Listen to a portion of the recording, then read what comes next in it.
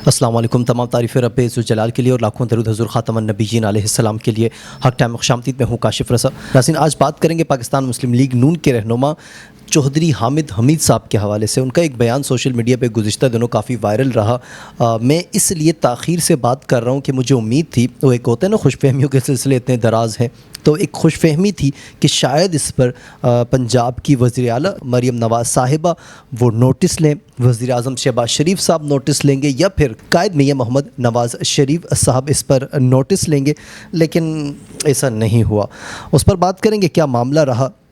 اور اس کے علاوہ جامع مسجد رحمت للعالمین گزشتہ کئی مہینوں سے بند ہے، بہت سے جمعے نہیں ہوئے اور تو عید کی نمازیں تک ادا نہیں ہوئی. جامع مسجد اقصیٰ اور جامع مسجد رحمت للعالمین ان دونوں میں مواصلت کیا ہے دونوں مساجد میں، اس پر بات کریں گے. اور اس کے علاوہ ناظرین تحریک لبیک پاکستان کے امیر حافظ سعد حسین رضوی صاحب، حافظ انس رضوی صاحب کی گمشدگی کے حوالے سے جو عدالتی معاملات چل رہے ہیں وہ تاخیر کا شکار کیوں ہے، اس کی وجوہات بھی آپ کے سامنے رکھیں گے.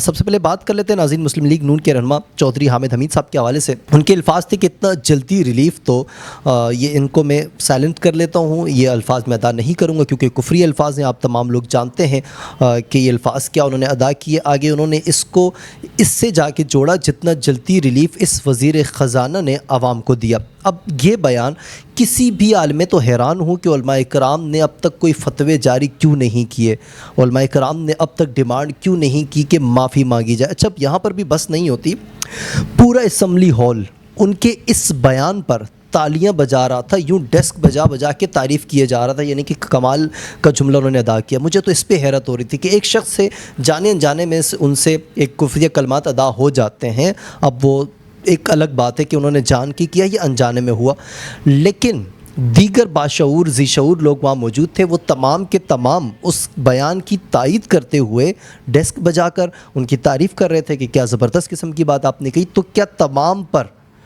توبہ استغفار بنتا ہے؟ کیا تمام اللہ کے حضور معافی مانگیں گے؟ اس حوالے سے اگر کوئی اہل علم حضرات مجھے سن رہے ہیں تو وہ ضرور کمنٹ سیکشن میں اپنی رائے دے سکتے ہیں کہ یہ جو جملہ تھا ان کا، یہ کفر کے زمرے میں آتا ہے یا نہیں، کیا انہیں دوبارہ تجدید نکاح اور تجدید ایمان کرنا پڑے گا یا نہیں.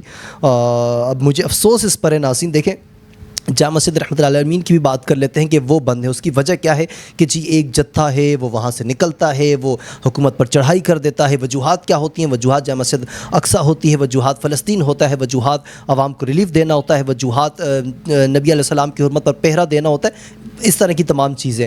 تو اس جتھے کے نکلنے کی وجہ سے ایک مسجد گزشتہ کئی مہینوں سے بند ہے. ان کے لیڈران کو آپ نے کہاں رکھا ہے، یا وہ خود روپوش ہیں، یہ تو خیر عوام فیصلہ کرے گی. اگر میں عمران ریاض صاحب کی بات کر لوں جو سینئر جرنلسٹ ہیں، وہ تو یہی کہتے ہیں کہ گمشدہ کیا گیا ہے، گمشدہ ہوئے نہیں ہیں. خیر میں حکومت کا موقف یہاں اوپر رکھتا ہوں کہ چلیں ٹھیک ہے جی وہ گمشدہ ہیں، ہم بھی تسلیم کرتے ہیں، لیکن جامع مسجد رحمت للعالمین اور اس کے ساتھ منسلک جو مزار شریف ہے علامہ خادم حسین رضوی علیہ رحمہ کا، وہ کیوں بند ہے؟ کیا آپ بتا سکتے ہیں اس حوالے سے؟ اتنے ماہ گزر چکے ہیں اور پھر ہم روتے ہیں کہ مسجد اقصیٰ کیوں بند ہے، اور پھر ہم مسجد اقصیٰ کی بات کرتے ہیں، وہاں کے جو نمازی ہیں وہ نماز مسجد اقصیٰ میں ادا نہیں کر پا رہے ہیں، وہاں کی بات کرتے ہیں.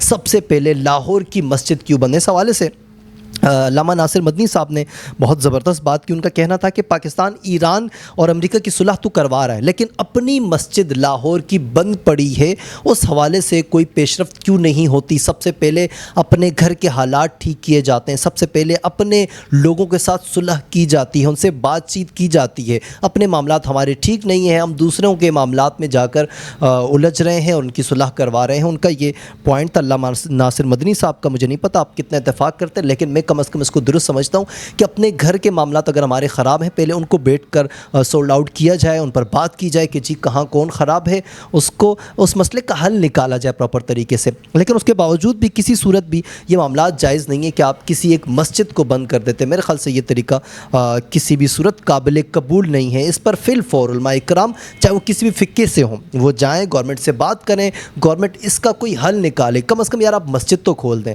اس مسجد سے کون سا بغض ہے، کون سی بیر ہے مسجد میں؟ اب تو حافظ سعد حسین رضوی صاحب، ان کے بھائی حافظ انس رضوی صاحب بھی موجود نہیں ہیں. کوئی بھی آپ عالم جو ہیں وہ آپ مفتی منیر الرحمان صاحب سے کہہ دیں کہ آپ اپنی مرضی کا عالم لا کر یہاں لگا دیں، لیکن مسجد بند نہیں ہونی چاہیے. میرا صرف پوائنٹ ذاتی اتنا ہے.